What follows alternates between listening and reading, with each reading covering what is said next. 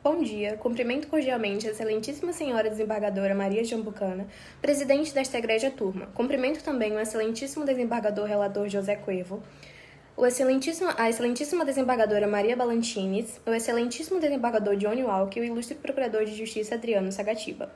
E por fim, saúdo os meus colegas advogados e advogadas presentes nessa sessão, desejando um bom trabalho a todos. Excelências, venho a essa tribuna na qualidade de advogada do apelante Jorge, para demonstrar, com o máximo respeito, a necessidade de reforma de sentença de primeiro grau que julgou procedente a ação de cobrança movida por Miguel. Estamos diante de um caso que à primeira vista parece simples, mas que ao analisarmos com calma revela uma clara extrapolação dos limites do mandato e uma indevida cobrança de valores.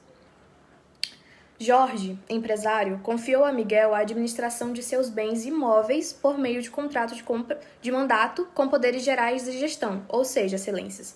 O objetivo era claro, gerir e não alienar. O mandato foi firmado com cláusula de remuneração de 5% sobre o lucro obtido em operações dentro do escopo da administração, aluguel, manutenção, negociações vantajosas, entre outras. Entretanto, Miguel, sem autorização expressa, promoveu a venda de um apartamento de propriedade de Jorge, celebrando um compromisso de compra e venda com uma terceira pessoa, a senhora Maria, e ainda recebeu um sinal de R$20 mil.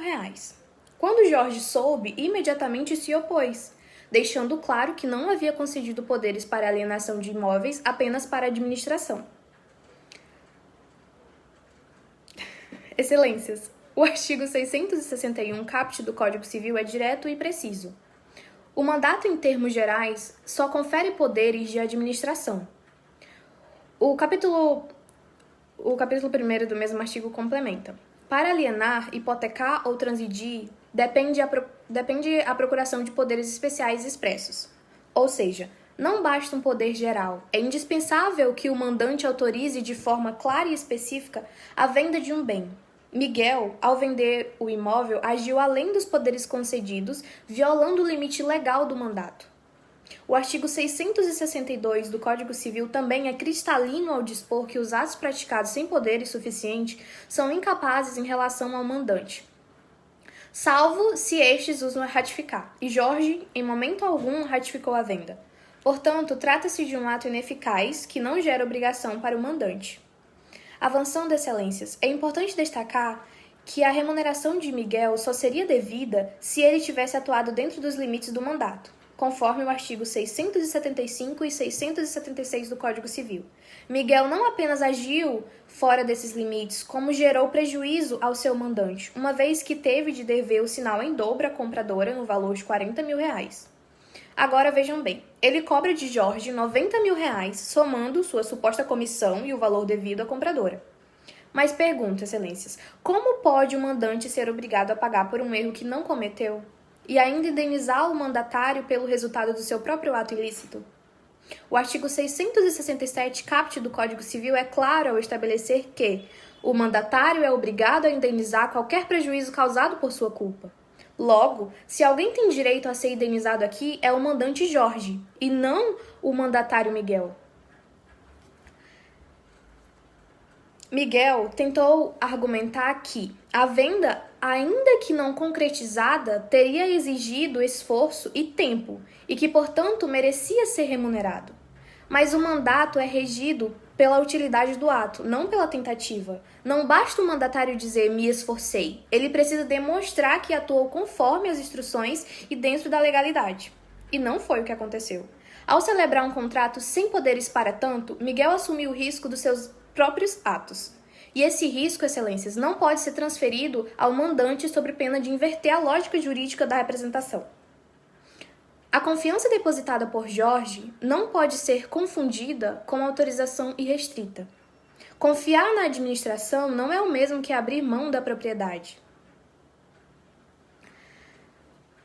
Excelências, vale lembrar que o mandato é uma relação de confiança e responsabilidade recíproca, mas essa confiança não autoriza o mandatário a agir como dono.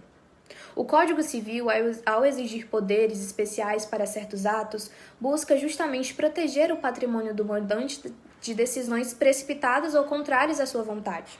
Permitir que Miguel receba valores por um ato que ele jamais poderia praticar teria teria sido ferir o próprio equilíbrio do contrato do mandato e abrir um precedente perigoso, onde a desobediência seria premiada e a prudência punida. Excelências, é importante também olhar para o aspecto humano e ético da relação. Jorge agiu de boa fé. Delegou a administração dos seus bens com confiança, acreditando que Miguel atuaria dentro do que foi combinado. Quem quebrou essa confiança foi o mandatário, e é justamente por isso que o ordenamento jurídico protege o mandante, exigindo poderes especiais para atos de maior gravidade, como a alienação de um bem. Não há, portanto, qualquer fundamento jurídico ou moral que justifique a condenação de Jorge a pagar R$90 mil por um negócio inexistente. Seria premiar o erro e punir a boa-fé. Diante de todo o exposto, excelências, requer-se respeitosamente o provimento da apelação para a reforma integralmente à sustentação de primeiro grau, julgando improcedente a ação de cobrança proposta por Miguel. Reconhecendo que o ato de venda do imóvel foi ineficaz perante o mandante por ausência de poderes especiais e expressos. Não há direito à remuneração nos termos do artigo 675 e 676 do Código Civil, e que os prejuízos decorrentes da devolução das áreas são de responsabilidade exclusiva do mandatário, conforme o artigo 677 do Código do mesmo diploma legal.